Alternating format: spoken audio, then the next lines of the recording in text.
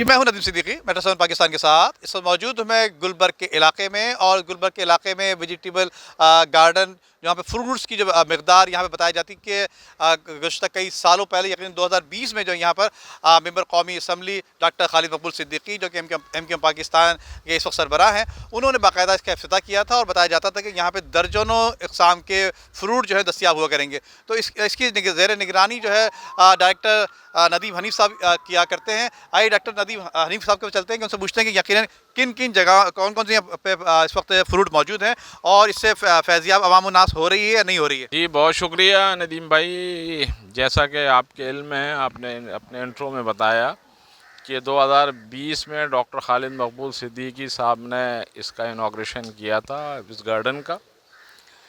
ये federal B area block 6 में ये जो वाक़या है, जो गुलबर्ग ज़ोन की नर्सरी है, ये 16 एकड़ पे मुहित है, जिसमें ग्राउंड, नर्सरी, वेजिटेबल गार्डन और रोज़ेस पोर्शन, ये सारी चीज़ें जो है इस जगह मौजूद हैं। अल्हम्दुलिल्लाह जहाँ मौजूद है, आप यहाँ देखेंगे फ्रूट ट्रीज़ की एक बड़ी कलेक्शन आपको नज़र आएगी, जिसमें चीकू है, अनार है, फालसा है, माल्टा है, कीनू है, शरीफा है, आम है,